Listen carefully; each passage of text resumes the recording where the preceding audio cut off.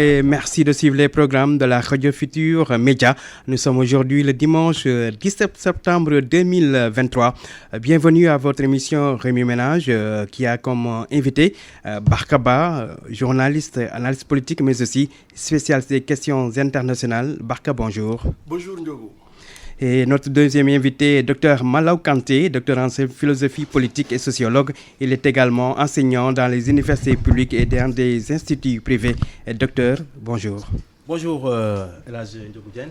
Vraiment, c'est un plaisir de me retrouver là avec vous aujourd'hui. Merci. Alors, nous allons démarrer par la dernière actualité, à savoir la décision prise hier par Abdoulaye Daouda Diallo de retirer sa candidature à la présidentielle de 2024. L'actuel président du Conseil économique, social et environnemental évoque comme raison la nécessité de préserver l'unité et la cohésion de la majorité présidentielle après plusieurs rencontres avec le président de la République, Macky Sall. Alors, Barkaba, comment vous analysez cette décision d'Abdoulaye Daouda Diallo?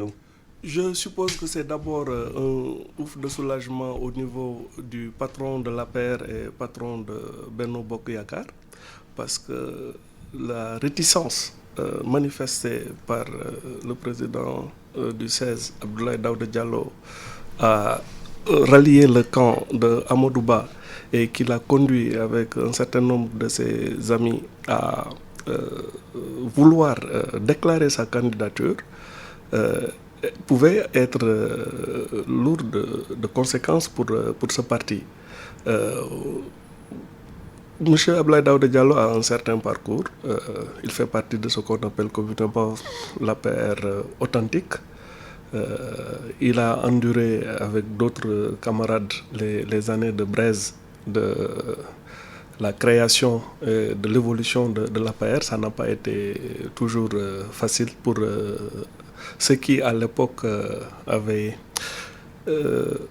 mis leur destin entre les mains de Macky Sall et qui, contre vents et marées, ont décidé de le soutenir. Et c'était devant, quand même, c'était un pari risqué quand on connaît la machine à broyer à l'époque des carrières du régime libéral. Donc, sous ce rapport, M. Diallo était tout à fait fondé à revendiquer une certaine légitimité et à penser qu'il pouvait peser, tout comme sous un autre rapport, le ministre Aly Ngouille Ndiaye l'a fait, et qu'un autre membre de l'APR, Mame Boye Diao, l'a fait. Je pense que c'est d'abord l'expression d'une démocratie interne où des ambitions légitimes peuvent se signaler. Et il aurait été, à mon avis, assez incongru qu'un parti de la dimension de l'APR ou une coalition comme Benno Bokk Yakaar, que tout le monde s'aligne dès le départ, le petit doigt sur la couture du pantalon, parce qu'on a choisi quelqu'un. Maintenant, c'est des réglages peut-être à l'interne que Macky Sall est parvenu à faire. Quels ont été les leviers sur lesquels s'est appuyé le chef de l'État pour contraindre Abdoulaye Daouda Diallo à renoncer à sa candidature? Je pense qu'il a dû le faire avec... Parce que ce qu'on a constaté, c'est que Abdoulaye Diallo en aucun moment n'a prononcé le nom d'Amadou Ba, qui est pourtant le candidat de Benno Bokk Yakaar. Est-ce à dire qu'il le fait à contre-cœur malgré lui? On ne peut pas dire qu'il l'a fait à contre-cœur parce qu'on n'est pas dans le secret des dieux, mais on peut au moins dire que c'est un soutien à minima et qu'il y a beaucoup d'autres paramètres qui ont dû peser sur la balance pour qu'il accepte de retirer sa candidature. Là, c'est le président de la République qui est le chef de l'APR qui pousse un ouf de soulagement, parce que comme ils vont dans une élection, comme dans ce parti va dans une élection aux multiples inconnus, il est préférable pour ce parti de créer le moins de divisions possible et d'essayer d'y aller, à défaut que tout le monde s'aligne, ou au moins certains qui prétendent être des poids lourds pourraient handicaper leur camp négativement. Et si on va dans une élection serrée, où les résultats peuvent se jouer à 1, 2, 3 ou 4%, comme on l'a vu lors des locales, toute dissidence est à prendre très au sérieux. Donc sous ce rapport, je pense que l'APR pour le moment pousse un ouf de soulagement en essayant de minimiser certaines dissidences et Macky Sall arrive plus ou moins pour le moment à garder la baraque assez intacte compte tenu de la dissidence de Aly Ngouille Ndiaye et celle qui est annoncée de Mame Boye Diao et peut-être d'autres figures de la paire.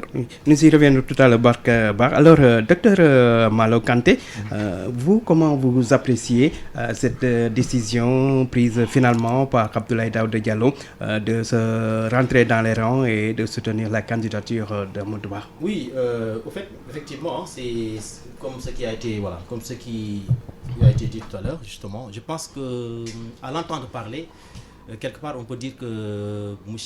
Abdoulaye Daouda Diallo a eu d'une certaine façon la main forcée. Quand même, c'est assez bizarre. Même, voilà, à regarder, bien entendu, la façon dont il faisait sa déclaration, c'est quelqu'un qui n'avait pas l'air heureux. On avait comme l'impression, effectivement, que c'était un homme politique qui venait annoncer une mauvaise nouvelle, justement. Et ce qui est le plus étonnant, c'est que, comme vous venez de le dire effectivement tout à l'heure, il a fait son discours et il n'a même pas prononcé le nom effectivement du candidat justement de l'opposition, à savoir Amadou Ba. Cela montre que quelque part, entre les deux hommes, vraiment, c'est pas la pluie et le beau temps. Donc, c'est vrai qu'on savait justement qu'il y avait une vieille rivalité entre les deux. Une vieille rivalité entre eux depuis Impôts et Domaines, pratiquement à l'époque.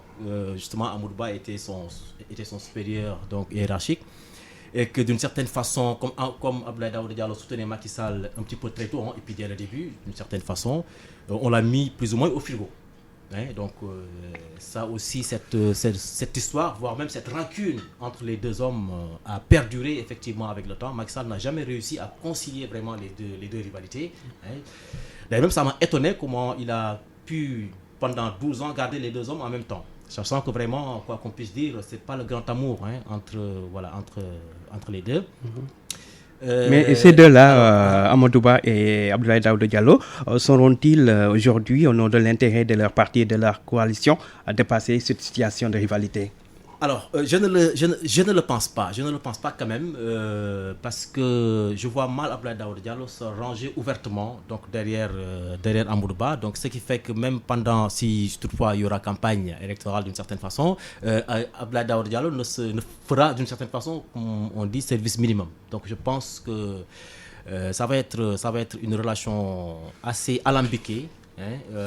Et que, oui, d'une certaine façon, peut-être il a dû accepter certainement la proposition de Macky Sall, qui a été effectivement son chef, qui lui a certainement rendu service durant ces 12 ans, et que par loyauté, tous ces gens-là ont, par contre-cœur, à contre-cœur d'une certaine façon, accepté de rejoindre le candidat Benno Bokk Yakaar. Mais moi, je pense que d'ici très peu de temps, il y aura une division, il y aura vraiment des fissures dans cette coalition, parce qu'ils ne sont pas partis vraiment sur une bonne base. Et puis, vu même pratiquement le temps qu'il reste, pratiquement on est à quelques 6-7 mois donc, de l'élection présidentielle, je comprends, je pense que ça va être assez compliqué vraiment pour la majorité d'organiser d'abord, de s'organiser et d'organiser une campagne électorale plus ou moins digne de son nom.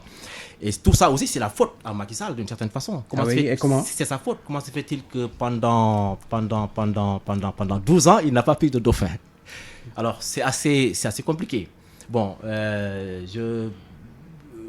effectivement, je fait partie quand même de ceux qui pensent que d'une certaine façon le président avait l'ambition de se représenter. Donc bon, et qu'il a été contraint par la pression à la dernière minute. Parce qu'Amadou Ba, c'est un choix par défaut, et puis on ne peut pas quand même préparer un dauphin en moins d'une année d'une élection présidentielle. Ça, on l'a vu rarement dans le paysage politique africain. On se souvient, Senghor, quand il préparait Diouf, il l'a préparé pratiquement sur une durée de 20 ans.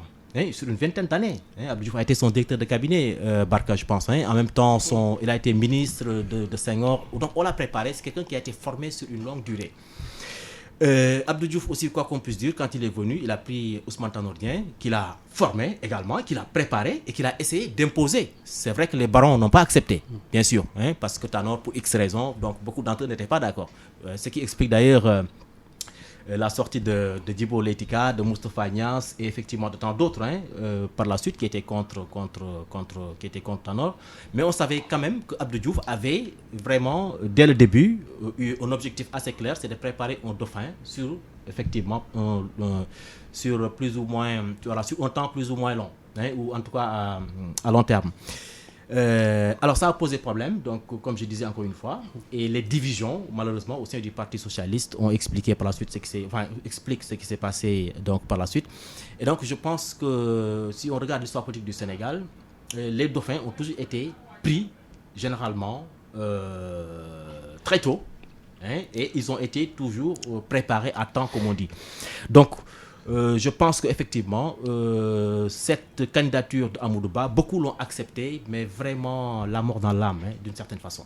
Docteur, merci. Alors, Barkaba, vous parliez tout à l'heure des dissidences d'Aly Ngouille Ndiaye, qui a même démissionné de ses fonctions de ministre de l'Agriculture. Mame Boye Diao aussi, qui a décidé de se présenter, ce qui a d'ailleurs coûté à son poste directeur général de la CDC. Mais aujourd'hui, avec le temps au vu de la tournée des événements, est-ce que l'histoire ne donne pas raison au président Macky Sall, qui a maintenu le suspense sur sa candidature jusqu'au bout? Imaginez s'il l'avait fait 1 an ou 2 ans plus tôt, que serait devenue la coalition? Je ne crois pas trop à cet argumentaire, Diogo, pour la bonne et simple raison qu'on a des contre-exemples parfaits qui montrent qu'un parti bien structuré, bien organisé, peut bel et bien organiser la succession du chef de l'État et se chercher, soit par des primaires, soit par consensus ou par un congrès, un successeur au chef de l'État. Je ne crois pas à un homme providentiel, aussi compétent soit-il, qui ne puisse pas trouver un successeur. Quand le chef de l'État ou ses partisans utilisent l'argumentaire selon lequel si le président dit qu'il va se présenter ou pas, c'est la débandade au sein du parti, ça veut dire que donc c'est un parti qui n'est pas bien structuré, qui n'est pas bien managé. Les 2 contre-exemples parfaits que je peux donner pour avoir un peu assisté à ça, c'est d'abord au Burkina Faso.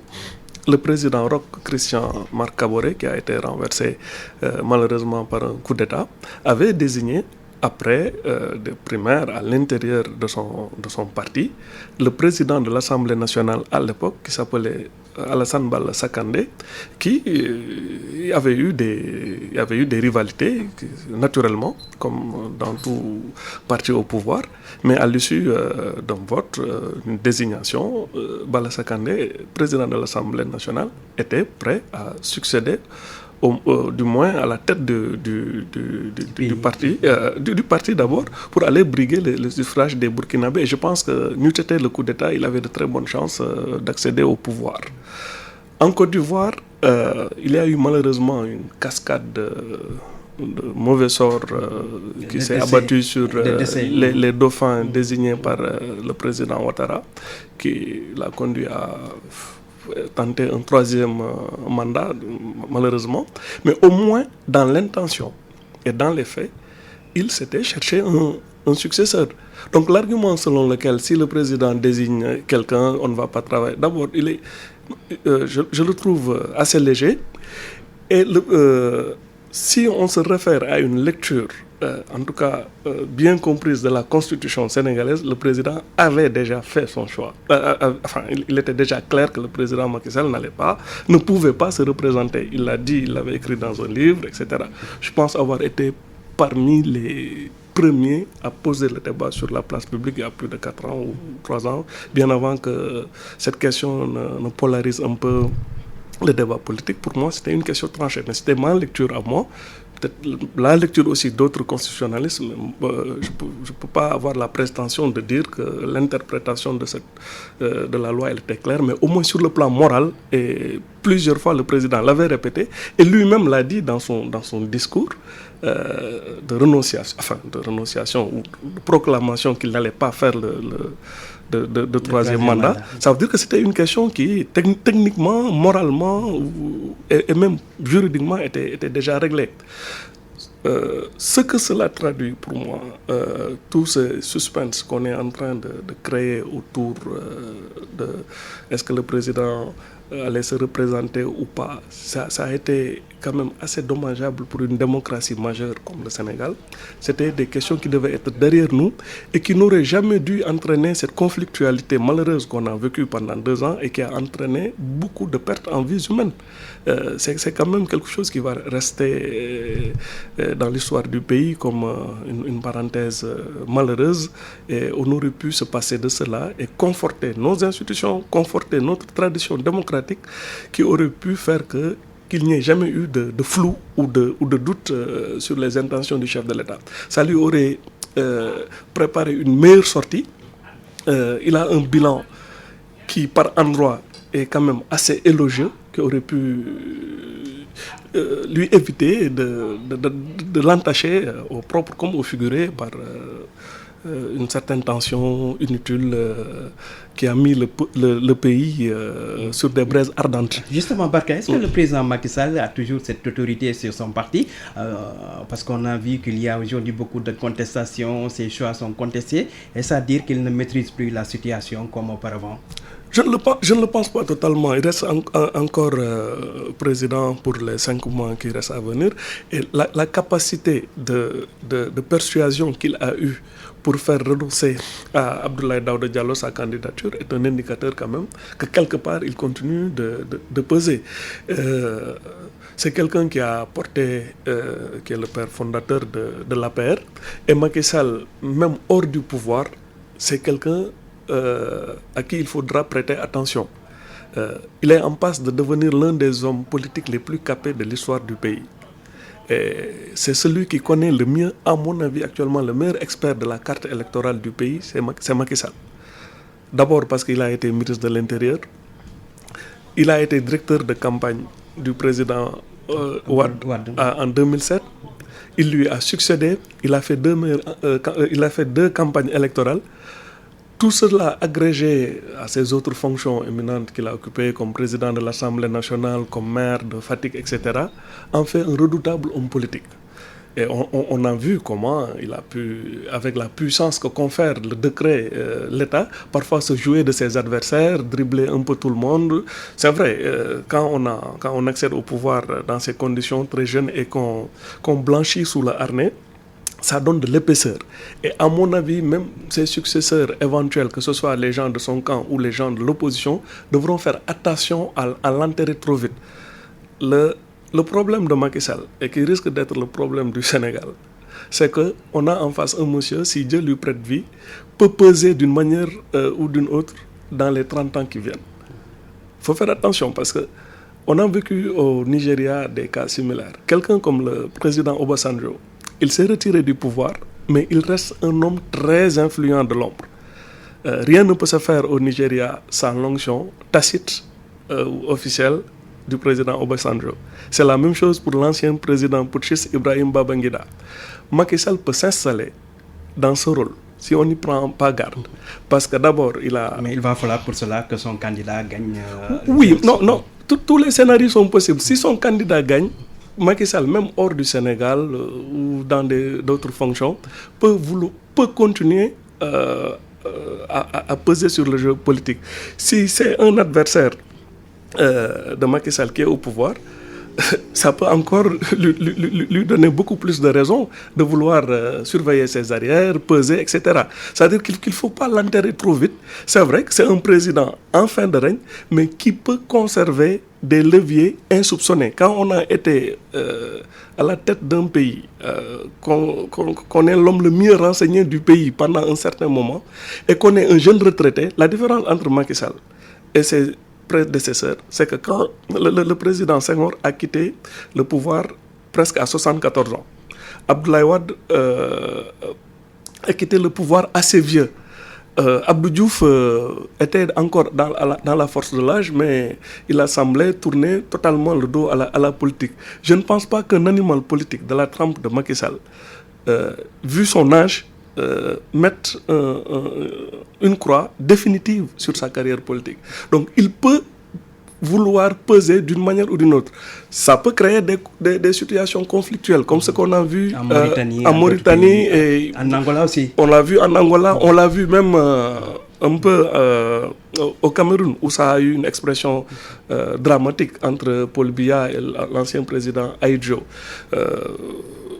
Je pense que c'est quelqu'un avec qui il faudra continuer de compter, que ce soit son succès, un membre de son parti qui lui succède, ou bien que ce soit quelqu'un qui est issu de l'opposition.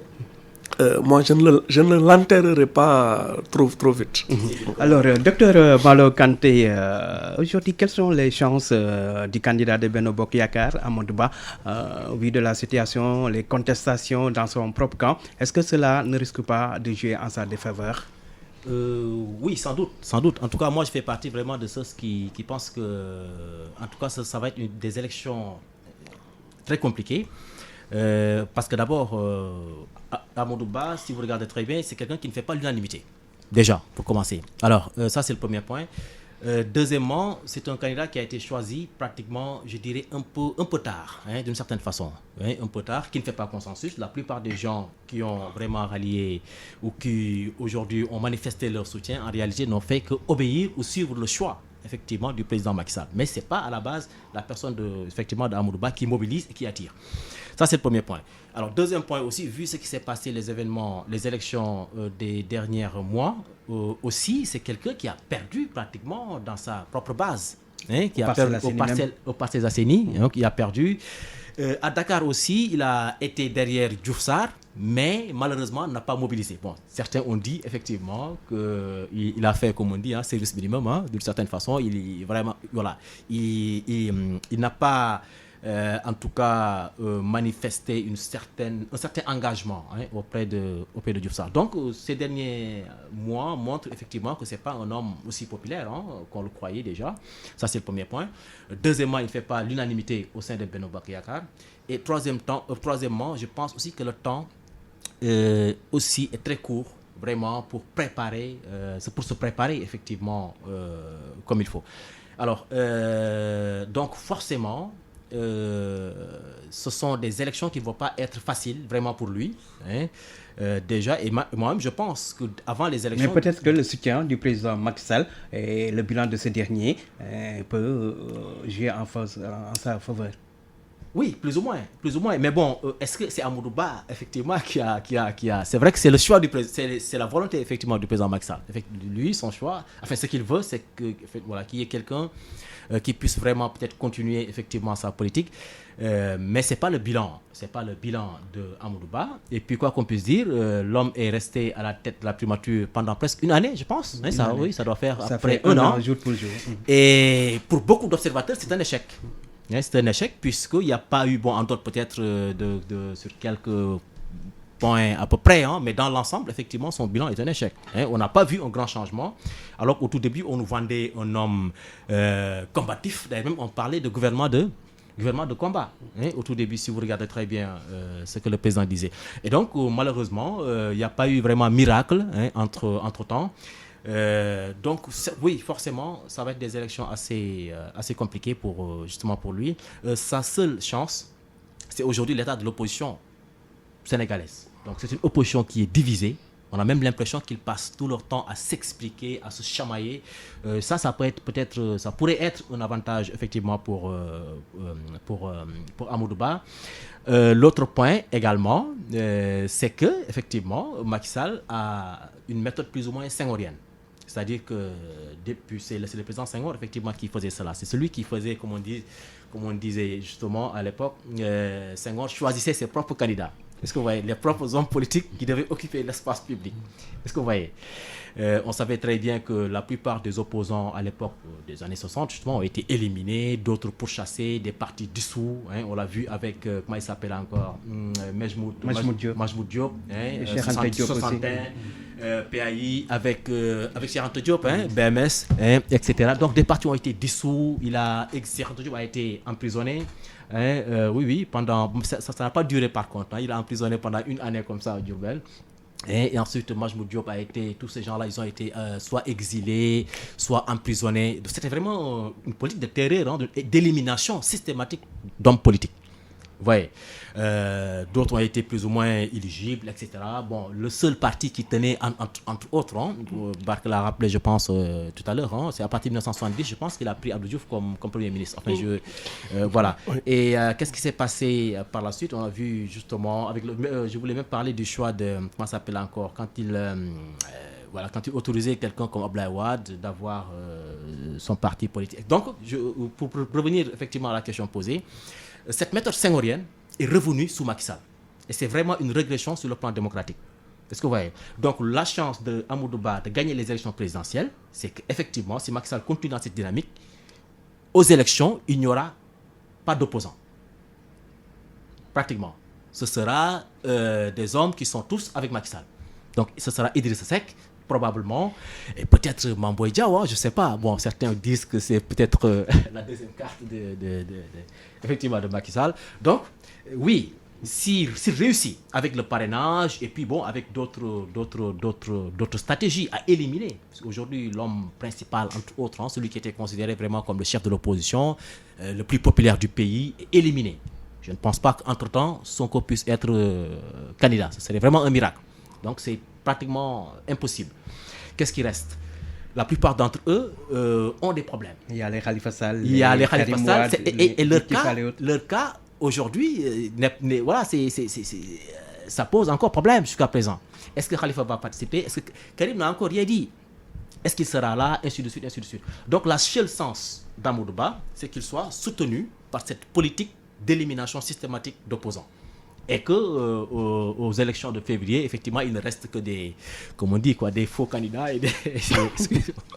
Voilà. Alors, Bark, le cas Abdoulaye Daouda Diallo est réglé, mais il reste un autre cas, le cas Mohamed Boun Abdallah Dionne, l'ancien Premier ministre, qui ne s'est pas encore déterminé par rapport à son éventuelle candidature. À quoi faut-il s'attendre le concernant? Je ne suis pas dans le secret des dieux, mais il m'a semblé qu'à un moment, dans la balance, le cas de l'ancien Premier ministre Mohamed Boun Abdallah Dionne a pesé.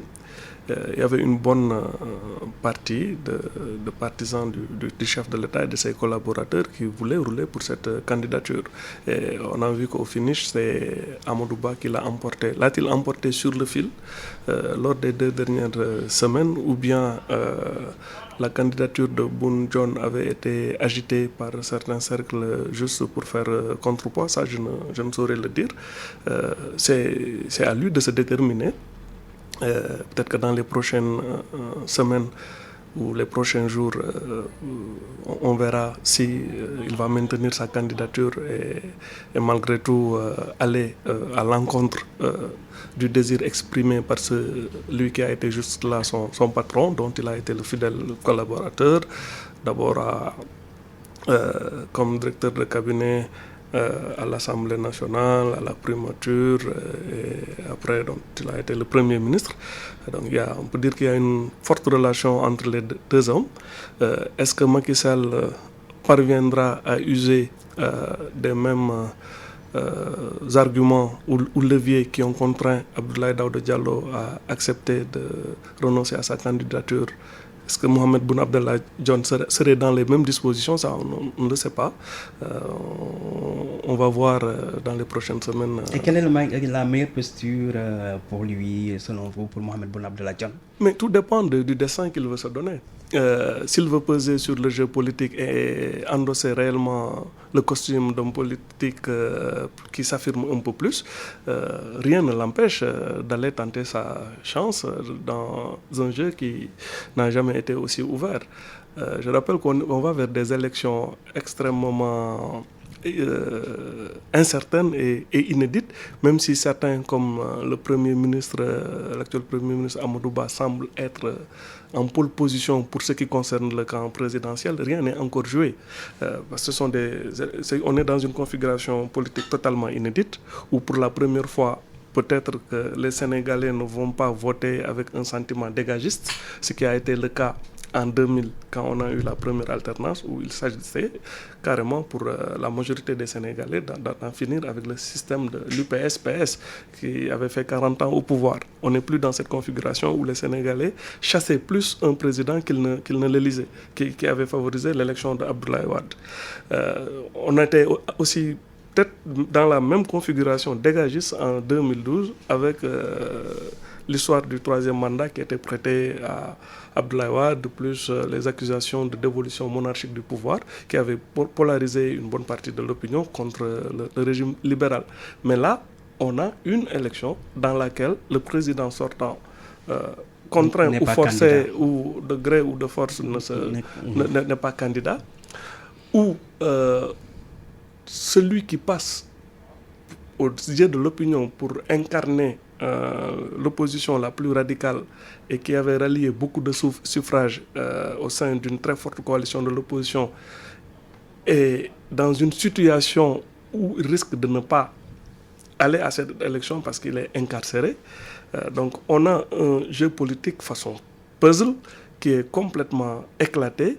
On ne sait pas exactement qui et qui vont participer ou pas à cette élection. Le candidat du PDS, on ne sait pas clairement quelles sont ses intentions, parce qu'il est assez curieux qu'à 4 ou 5 mois, le monsieur qui a été exilé au Qatar, dans des conditions dont on n'a pas encore tous les tenants et aboutissants, n'est pas Karim Wade, pour ne pas le nommer, n'est pas encore sur place. On ne sait pas s'il participera réellement ou pas. Est-ce qu'il prépare une surprise de dernière minute?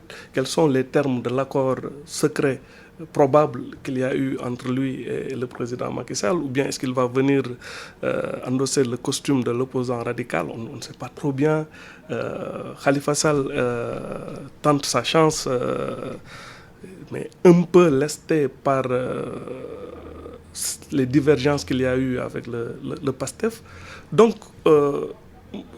c'est difficile de lire dans le marque de café ou d'avoir une boule de cristal pour affirmer de façon péremptoire que voilà tel parti qui a plus de chances que d'autres, parce qu'on est dans une configuration inédite et je me garderai bien, moi, de donner un pronostic définitif ou péremptoire sur les chances des uns et des autres, d'autant plus qu'en dehors peut-être des services de renseignement spécialisés du pays, on a du mal à disposer d'instruments de sondage fiables pour savoir ce que pèsent les uns et les autres. La plupart des analyses pour certains observateurs, certains analystes, un deuxième tour est inévitable pour la présidentielle. Bon, les gens le disent, mais le dire de manière... Oui, parce que jusque-là, on a eu des élections à 2 tours et ça a fini par devenir la configuration normale. Il faut se fonder peut-être sur les dernières élections législatives, le rapport de force électorale qui est sorti des urnes pour pouvoir faire des projections. Mais à mon avis, ça reste encore assez flou. Il faudra peut-être attendre le dernier virage, les 2 ou 3 derniers mois, pour pouvoir se faire à peu près une idée assez correcte. C'est aussi un trait de dysfonctionnement de notre démocratie. Parce que si le jeu électoral, si la compétition se faisait dans des normes standards qui ne sont pas parasitées par toutes les affaires politico-judiciaires, par l'empêchement de tel ou tel candidat à se présenter, on aurait pu avoir une meilleure visibilité de ce qui se passe. Aujourd'hui, je pense que même des gens qui veulent investir au Sénégal, etc., n'ont pas toutes les cartes, toutes les données, toutes les cartes en main pour pouvoir avoir une lisibilité et faire une lecture correcte des événements. En tout cas, à mon modeste avis, moi, je n'ai pas encore une très grande visibilité de ce qui pourrait se passer. Ce qui est certain, c'est que pour le camp du pouvoir, pour le moment, il y a une sorte d'alignement presque parfait des planètes pour le candidat en pole position au sein de leur parti. Mais être en pole position au sein de l'APR, est-ce que ça recoupe la majorité électorale du pays? Qu'est-ce que Amadou Ba pèse réellement? on ne le saura que s'il va à la rencontre des Sénégalais, s'il y a une dynamique qui se confirme à sa faveur, avec quel discours, avec quelle nouveauté il va arriver. Ça, c'est son coefficient personnel. Et pour le moment, on a du mal, en dehors de certains gens qui le créditent d'une certaine sympathie, etc. On ne sait pas réellement encore ce qu'il pèse politiquement. Oui, alors, docteur Malo Kanté, pour en revenir à Amadouba, un remaniement ministériel est annoncé au retour du président de la République de son voyage à New York, où il participe à la 78e session de l'Assemblée générale des Nations Unies. Alors, concernant Amadouba, doit-il passer la main ou rester Premier ministre, parce qu'on sait que le temps presse actuellement pour lui? Non, à vrai dire, c'est quelqu'un qui n'a pas le choix. Donc, s'il veut préparer la campagne électorale, donc forcément, il sera obligé de plier bagage, d'une certaine façon. Il ne peut pas rester Premier ministre, en même temps préparer sa campagne, ça va être très compliqué pour lui, et pour le président d'ailleurs, Macky Sall.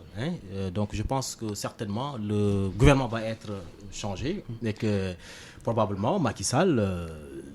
logiquement, devrait choisir en tout cas un nouveau Premier ministre, justement pour permettre aux candidats désignés de pouvoir effectivement battre campagne, effectivement, et pourquoi pas nouer des alliances et tout ça. Et c'est clair que c'est un travail qui ne peut pas être fait en même temps que le travail d'un Premier ministre, c'est pas possible. Rien que, le Premier ministre, c'est juste la coordination de l'activité gouvernementale. Oui, tout de même, mais ça prend quand même, la coordination, ça prend quand même effectivement énormément de temps, d'énergie, etc. Et donc, je pense que oui, cela pourrait handicaper effectivement sa candidature très certainement. Donc oui, il sera obligé de prendre un nouveau Premier ministre. Maintenant, qui il va choisir? Certains avaient parlé effectivement de Abdoulaye Daouda Diallo, d'une certaine façon. Peut-être aussi, parce qu'on ne sait jamais. Peut-être c'est le terme de l'accord. Peut-être que c'est ça qui a fait revenir sur sa décision de se présenter. Je fais partie en tout cas de ceux qui pensent qu'effectivement, peut-être ils ont pu trouver un accord. Je sais qu'Abdoulaye Daouda Diallo n'a jamais voulu intégrer le gouvernement, en tout cas être membre du gouvernement effectivement d'Amadouba. C'était très compliqué entre eux. Bon, on a dit tout cela tout à l'heure. Je pense que, à mon avis, quand même, que pour apaiser vraiment certains et pour peut-être attirer certains ténors, en tout cas qui voulaient se présenter aujourd'hui, je pense que parmi les propositions que Macky Sall a dû faire, certainement, je pense que c'est ça. Et je vois quand même très bien Abdoulaye Daouda Diallo comme futur Premier ministre, d'une certaine façon.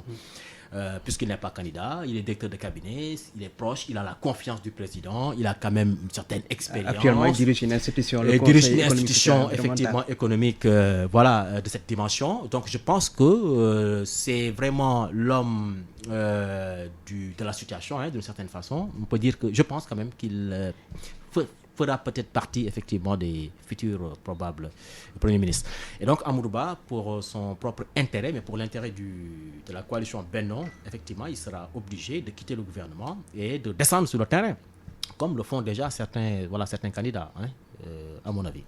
Barka, êtes-vous du même avis qu'aujourd'hui, Amadouba doit se décharger de fonctions de Premier ministre pour se consacrer carrément à ses activités économiques en tant que candidat de Benno Bokk Yakaar? Vous savez, Ndiogou, il y a quelque chose qui est assez compliqué avec la primature. Voilà un poste qui a été réduit quasiment à sa plus simple expression par le président Macky Sall. Et la meilleure preuve, c'est qu'il a osé se débarrasser de ce poste pour mieux souligner qu'il pouvait en faire une coquille vide. Et jusqu'à sa nomination comme Premier ministre et jusqu'au retour du poste, le Premier ministre sous Macky Sall est un Premier ministre plus que jamais sous très haute surveillance, à qui le ministre des Finances parvenait à tailler des croupières parce qu'ayant presque plus de pouvoir que le Premier ministre qui était un peu réduit à un rôle de coordonnateur et de collaborateur du chef de l'État qui veut bien s'occuper des dossiers que le président lui délaisse. Donc il y a un dysfonctionnement d'abord institutionnel très prononcée sous la présidence de Macky Sall concernant ce poste de Premier ministre. Qu'est-ce qu'il recouvre réellement en termes de pouvoir? C'est vrai qu'il y a le prestige d'être institutionnellement le numéro 2 de l'exécutif, mais les différents premiers ministres qui ont occupé le rôle, à part quelques rares exceptions, n'ont pas pu imprimer une marque très forte parce que soumis sous très étroite surveillance, je l'ai dit tantôt, et ayant une marge de manœuvre très, très étroite. Sous ce rapport, est-ce que si Amadou Ba quitte la primature, est-ce que cela se ressentira forcément sur le travail du gouvernement? Je ne le pense pas. S'il décide aussi de quitter et d'aller à la rencontre de ses concitoyens pour mieux se faire connaître à l'intérieur du pays, aller au contact du pays profond, peut-être que ça peut lui être bénéfique. Mais moi, je ne fais pas trop de fixation sur un départ ou pas de la primature. En dehors du poids symbolique, un Premier ministre sous un président aussi, sous un régime aussi présidentialiste que celui du président Macky Sall, je ne pense pas que cela impacte aussi fortement dans la vie des concitoyens. En cas de départ de Amadou Ba de la primature, qui pour le remplacer à ce poste? Est-ce que vous pensez, comme Dr Malo Kanté, à Abdoulaye Daouda Diallo? Pas forcément. Le président, si cette occurrence devait survenir, a peut-être beaucoup d'autres cartes à la main. Ça pourrait être lui, ça pourrait être quelqu'un d'autre. Macky Sall a habitué son monde à des surprises de dernière minute. On ne sait pas souvent dans quelle logique il fonctionne. Je ne pourrais pas me prononcer sur ce rapport. Il serait capable de nommer quelqu'un auquel on ne s'attend pas forcément. Parce qu'on va rester avec vous pour évoluer un peu, parler de la situation internationale. Hier, le Mali, le Niger et le Burkina Faso, 3 pays dirigés par des juntes militaires, ont annoncé leur décision de mettre en place une nouvelle organisation dénommée l'Alliance des États stratégiques à la place du G5 Sahel. Ils disent qu'ils veulent mutualiser leurs forces militaires face aux menaces terroristes. Quelle analyse faites-vous de cette situation? C'est une situation assez complexe où on voit des putschistes qui eux-mêmes sont en passe d'être rattrapés par un discours démagogique. Ce sont des gens qui se sont installés au pouvoir, pour la plupart d'entre eux, en prétextant d'une dégradation d'une situation sécuritaire dans leur pays.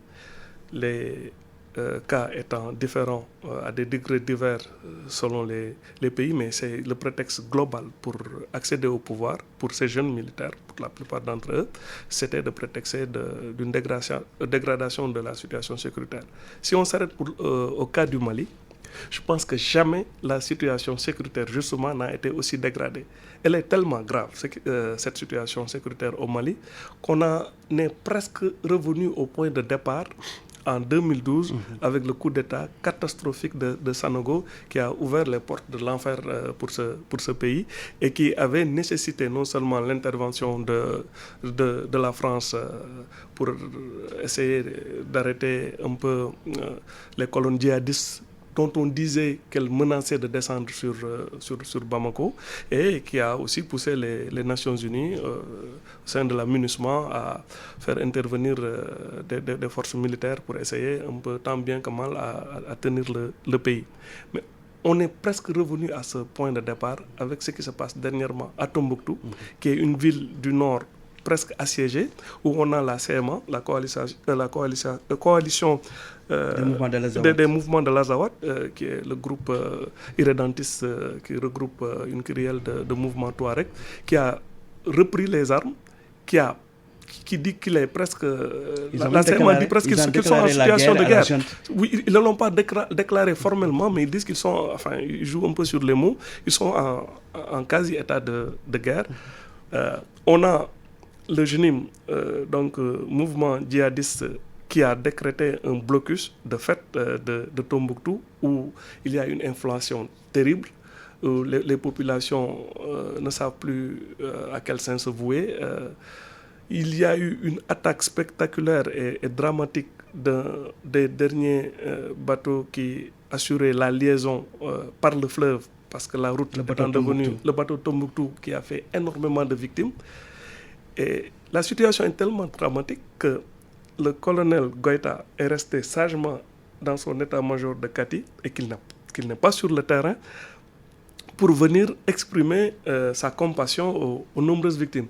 Donc cette junte est rattrapée par sa démagogie. La meilleure preuve, c'est l'arrestation d'une figure connue à Bamako, que moi j'ai eu la chance d'interviewer, parce que le deuxième coup d'État de Goïta m'a trouvé totalement par hasard à Bamako.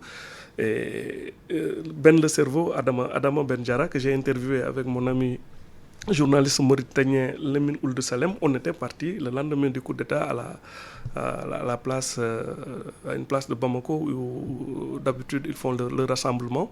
Et c'était le jour où sont apparus presque pour la première fois les drapeaux russes. À l'époque, lors du deuxième coup d'État, il y avait déjà une volonté d'activistes, de populistes, de faire appel aux Russes, mais ça ne recoupait pas encore l'état réel de l'opinion du pays, parce qu'on avait pu discuter avec des officiels diplomates russes à l'époque. Ce niveau de collaboration avec la junte de Bamako n'avait pas connu ces développements. La coopération en était vraiment à des balbutiements, et la meilleure preuve qu'au départ, l'agenda russe n'était pas aussi affirmé à Bamako, c'est qu'il y avait 4 hélicoptères qui avaient été livrés par Moscou aux autorités de l'époque, mais Bamako avait payé rubis sur l'ongle. Et cette coopération, elle n'a pris de l'ampleur qu'avec le colonel Sadio Camara, qui est une des figures marquantes de la junte des 5 colonels, avec un autre général. Et on est dans un mélange entre business d'État, politique populiste, sous prétexte de Wagner de souveraineté, qui a mis le feu aux poudres. La présence de Wagner au Mali n'a fait qu'aggraver la situation. Et on a vu que Wagner a du mal de sortir de ses camps et ne s'est signalé que par des exactions terribles contre certaines communautés dans le centre du pays. Donc toutes ces jeunes-là, à mon avis, que ce soit au Mali ou au Burkina, une fois que le discours populiste, qui est très fédérateur, très mobilisateur et qui capte une bonne partie de la jeunesse urbaine déclassée, qui en veut parfois à raison à des gouvernements incapables de gérer la demande sociale, qui se signalent par leur impéritie. Mais une fois que ce discours populiste est épuisé, les gens sont en face d'une autre réalité, et aussi bien que Goïta, que Ibrahim Traoré, c'est des gens qui vivent d'abord maintenant sous la paranoïa d'être renversés eux-mêmes par d'autres militaires. Oui. Donc c'est une situation dramatique pour la sous-région. Docteur Malo Kanté, par rapport justement à la situation dans la sous-région, avec cette organisation créée par les 3 pays dirigés par des jeunes, est-ce que c'est réellement opportun de créer une organisation pour lutter contre les menaces terroristes? Oui, bon, alors il faut savoir que c'est une situation assez compliquée en géopolitique, donc très compliquée. Et le problème, effectivement, c'est qu'il y a une certaine désorganisation ici en Afrique. Donc les États sont très désorganisés, déjà pour commencer. Ensuite, c'est vrai qu'on a quelques institutions comme la CEDEAO, etc. et d'autres structures. Mais en réalité, alors soit il y a un problème de volonté politique, soit il y a un problème certainement de moyens, très probablement. Et ensuite, quoi qu'on puisse dire, moi je suis contre les coups d'État. D'accord. Donc, mais parfois, il faut savoir quand même que dans beaucoup de pays africains, ce sont les présidents, peut-être régulièrement les présidents élus qui, d'une certaine façon, ont par la suite, en tout cas, mis les conditions qui permettent, d'une certaine façon, aux militaires ou en tout cas aux populations civiles, effectivement, de créer des situations de chaos, etc. Donc, quand un président aujourd'hui dirige un pays et que, d'une certaine façon, qu'il viole lui-même la constitution de son propre pays. Donc à un moment donné, ça peut poser problème. Donc ça, c'est effectivement ce que je voulais peut-être signaler un peu d'emblée. C'est-à-dire que la plupart des coups d'État, effectivement, sont plus ou moins justifiés d'une certaine façon, vu les mauvaises politiques, effectivement, en tout cas, de ces gouvernements. Alors, de l'autre côté, maintenant, c'est un problème d'organisation. Nous, les pays africains, nous n'avons pas peut-être assez de moyens, nous n'avons pas assez d'outils, effectivement, pour faire face à une menace aujourd'hui terroriste qui est internationale. Le problème, c'est qu'effectivement, les pays avec qui on collabore, c'est des pays qui ont des intérêts. La France a ses intérêts. La France est au Mali depuis pratiquement bientôt une quinzaine d'années. Jusqu'à présent, rien n'a été résolu. Donc aujourd'hui, les Russes sont aussi en Centrafrique, ils sont un peu partout en Afrique, justement au Niger, etc., au Burkina, Mali. Et on sait que les Russes aussi sont là pour défendre leurs propres intérêts. Voilà. Donc c'est une situation, peut-être pour clôturer rapidement, c'est une situation assez complexe, avec des puissances qui viennent, avec leurs propres intérêts. Et en plus, nous avons des États qui sont plus ou moins désorganisés. Voilà, merci docteur. Tout ça fait que la situation est très compliquée. Voilà, merci docteur Malaw Kanté. Je rappelle que vous êtes docteur en philosophie politique et sociologue, également enseignant dans les universités publiques et des instituts privés. Merci docteur Malaw Kanté. Merci également à notre confrère Barkaba, journaliste, analyste politique, mais également spécial des questions internationales. Rémi Ménage, c'est fini pour aujourd'hui. Rendez-vous la semaine prochaine au micro. Il y avait la Junjo Goudjen à la technique Assane Diouf. Bon dimanche à tous.